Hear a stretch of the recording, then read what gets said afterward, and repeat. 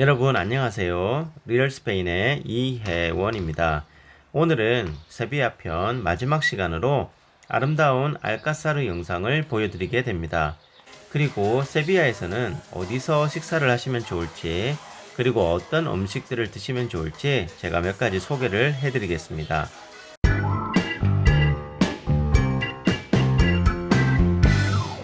리틀 알함브라라고 할 수 있는 세비야 알까사르는 유네스코 세계문화유산에 등재된 유럽의 궁전들 중에서 가장 오래된 궁전입니다. 알까사르의 정식 명칭은 레알레스 알까사레스라고 하는데 왕궁들이라는 의미를 가지고 있습니다. 즉 하나의 왕궁이 아니라 시대에 따라 다른 여러 왕궁들이 지어지고 합쳐졌기 때문에 그렇게 불리고 있습니다. 제가 이곳을 방문했을 때가 7월 말이었는데 세비야의 여름은 40도를 넘기 때문에 무척 더웠습니다. 코로나로 인해서 여행자들의 방문이 많이 없었던 터라 곧바로 입장을 할 수 있었습니다. 평상시에는 입장하기 위해서 아주 긴 줄을 흔하게 볼 수 있었지만 요즘은 바로 입장한다고 보시면 되겠습니다. 오늘 영상에서 제가 설명해 드릴 때 알까사르라는 단어가 자주 등장하게 됩니다.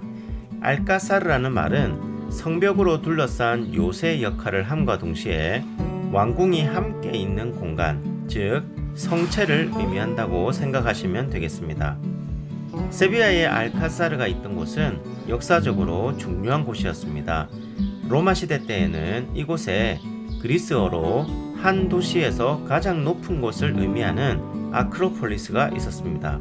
아크로폴리스는 신전이나 집회 장소인 아고라 등이 있었기 때문에 도시에서 가장 중요한 곳이었습니다. 세비야는 도시 전체가 평지입니다. 그래서 언덕이 없죠. 현재 알까사르의 위치가 세비야 구시가지의 중심에 있었기 때문에 아크로폴리스의 기능을 하는 장소가 이곳 알까사르에 모여 있었습니다. 이곳이 왕궁으로서 역할을 하기 시작한 시기는요 913년 이후로 추정을 합니다. 후 우마이야 왕조의 칼리프였던 압달라흐만 2세는 알까사르 자리에 높은 성벽과 적의 공격을 막을 수 있는 방어탑들로 둘러싸여 있는 요새를 만들었습니다. 그리고 압달라흐만 3세가 그 요새에 세비야 최고 관리가 머무르는 궁을 건설했다고 전해지고 있습니다. 그 궁이 지금의 알까사르의 모체가 되었다고 보고 있죠. 1147년에 이베리아 반도에 들어왔던 알모하데족이 있습니다. 이 민족은 뛰어난 건축 기술을 가지고 있었는데요. 알까사르에 있는 개약의 궁전과 석고 정원을 만들었습니다. 알모하데의 건축 양식의 특징은 장식의 간소함이라고 할 수 있습니다. 이 시기에는 주로 코란의 문구와 기하학적인 리본으로 꼬인 매듭이라든지 별 모양이라든지 도형 등을 사용해서 건물을 장식했다고 합니다. 개약의 궁전은 현재 일반 관광객들이 볼 수가 없고요. 석고 정원만 관람이 가능합니다. 세비야를 이슬람으로부터 되찾은 것은 1248년 카스티아 왕국의 페르난도 3세 때의 일이었습니다.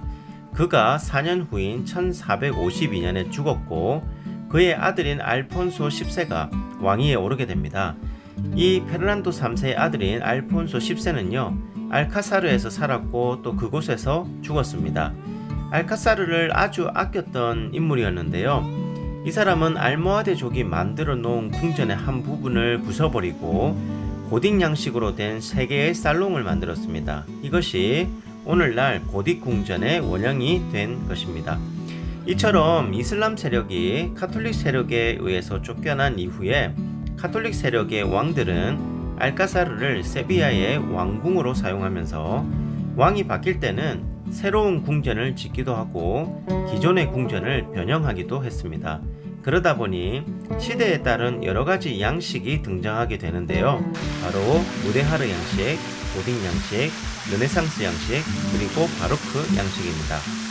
세비야에 오시면 시간적 여유가 되시는 분들은 알까사르를 방문해 보시기를 추천해 드립니다. 그라나다의 아람브라 궁전과 중첩되는 부분들이 있어서 이곳을 그냥 패스하시는 분들도 많지만 이런 역사적인 내용을 이해하고 알까사르를 보시게 되면 색다른 경험이 되지 않을까 생각합니다. 자, 여러분 이제 세비야에 오시면 뭘 드시면 좋을까요? 제가 좀 몇 가지 추천을 해드릴까요? 페스카이토 프리토라는 게 있습니다. 이것은 작은 생선 튀김들인데요. 맥주의 안주가 충분히 될 수 있을 것 같고요.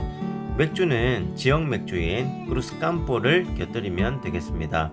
그리고 에스피나카스 콘 가르반소스라는 음식이 있는데요. 이 음식은 콩이 들어가 있는 시금치 요리이고요. 그리고 가스파초라는 차가운 토마토 수프도 있습니다. 주로 안달루시아 지역에서 여름철에 먹는 수프라고 생각하시면 됩니다. 이 산타크루즈 지구로 가보시면 먹거리들이 많습니다. 스테이크를 썰거나 빠에야를 먹거나 하기보다는 간단히 먹을 수 있는 타파스들, 제가 조금 전에 말씀드렸던 그런 음식들과 맥주 한 잔 어떨까요?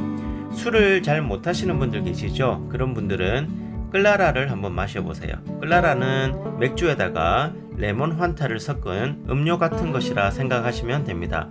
아니면 틴토 데 베라노. 틴토 데 베라노는 상그리아와 비슷한데요. 상그리아보다는 알코올 도수가 낮습니다. 저는 손님들과 함께 스페인을 짧게는 3박 4일, 길게는 9박 10일 이상도 다니기 때문에 세비야가 늘 일정상의 중간쯤 됩니다. 그래서 산타크루즈 지구에 있는 산 마르코라는 이탈리아 레스토랑을 자주 찾는데요. 스페인 음식을 계속 손님들이 드시다 보니까 한 번쯤 환기를 시키기 위해서 가는 것도 있지만요. 더 중요한 것은 그 레스토랑이 옛날에 이슬람 목욕탕이었기 때문입니다. 일부 흔적이 남아있어서 구경도 할 겸 가는 거죠. 음식값도 저렴하고 분위기도 아주 좋고 역사적인 유적지이기도 하고요. 그리고 식사 중에 클래식 기타 연주를 해줍니다. 그래서 라이브 연주도 들을 수 있는 정말 가성비 좋은 레스토랑입니다. 관심 있으신 분들은 한번 가보시기를 추천해 드립니다. 오늘은 여러분들에게 세비야의 알카사르에 대한 설명을 해드렸습니다. 그냥 가시면 하나의 건물만 보고 가시게 되지만 조금이라도 이런 역사적인 배경을 알고 방문하신다면 좀 더 특별한 경험이 되지 않을까 생각합니다. 그리고 지난 영상에서 언급해드렸던 플라멩코 박물관의 VIP 공연 관람하시고요. 산타크루즈 지구에서 간단한 저녁 식사나 분위기 좋은 산마르코 레스토랑에서 식사를 하신다면 세비야에서 멋진 시간을 보내실 수 있을 것입니다. 다음 시간에는 론다로 갑니다. 그리고 론다 근교에 있는 세테니엘이라는 마을도 함께 소개해 드리겠습니다. 감사합니다.